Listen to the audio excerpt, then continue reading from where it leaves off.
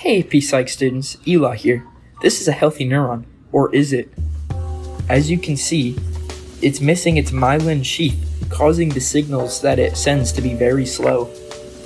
This creates muscle weakness, sensory issues, and potential degeneration of nerve cells. Along with this, the dendrites on the neuron are very long, causing light signal decay with each message. But what exactly is a message in the brain?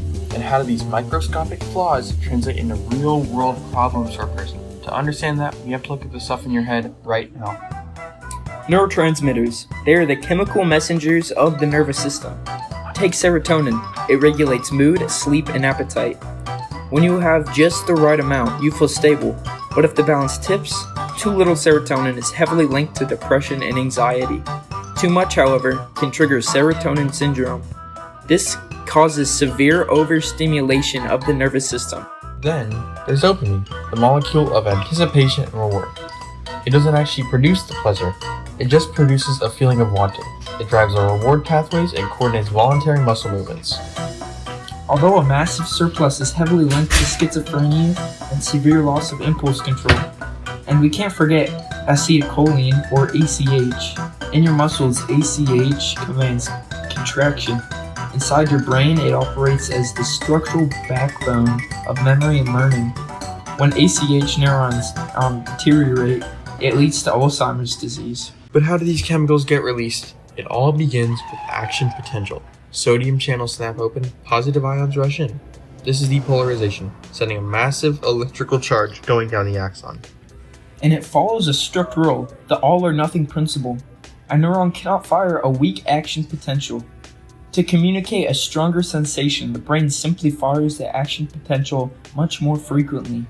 Immediately after firing, the cells rush to reset itself during the refractory period.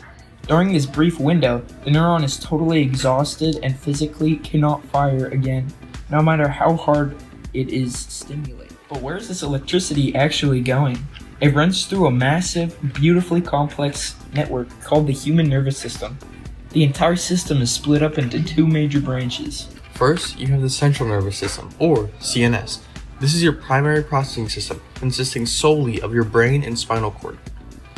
Spinal cord acts as a road, carrying sensory information up and shooting motor commands down.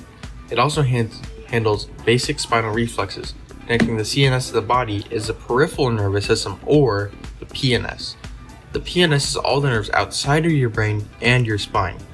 The PNS splits down two different paths, the somatic nervous system and the autonomic nervous system. The somatic nervous system handles voluntary control. It uses sensory neurons to carry incoming physical sensations up to the brain, and the motor neurons to carry instructions back down to your muscles. The autonomic system is completely involuntary. It operates entirely under the hood, quietly regulating your heartbeat, your digestion, and your organs without you ever having to think about it. But the autonomic system itself is locked in a fight between the sympathetic and parasympathetic systems. When you encounter danger, your sympathetic nervous system slams on the gas pedal. This is your fight or flight response. Your heart rate skyrockets, your pupils dilate, and adrenaline floods your veins, preparing you to run or fight for your life. Once danger is gone, the parasympathetic nervous system kicks in. This is your rest and digest system. It acts as the ultimate brake pedal, slowing your racing heart back down and bringing your body back to a peaceful, balanced state of equilibrium known as homeostasis. Now, as fast as the nervous system is, its effects are short-lived. It's like sending an instant message. But what if the body needs a message that lasts hours or days? That is where the endocrine system comes in. The endocrine system is a slower communication system that manufactures and makes chemical messengers called hormones directly into your blood vessels. Because these hormones travel through the bloodstream, they take longer to arrive, but their effects are vastly longer lasting at the center of all these chemicals. At the center of all these chemicals sits a pituitary gland. It makes hormones that travel through your body and activate all the other endocrine glands in your body. The pituitary gland is completely regulated by hypothalamus. The hypothalamus is a bridge between the nervous system and the endocrine system. It constantly monitors your internal state. If it detects a crisis, it shoots a signal down to the pituitary gland, which releases hormones to fix the problem. And as always, thanks for watching.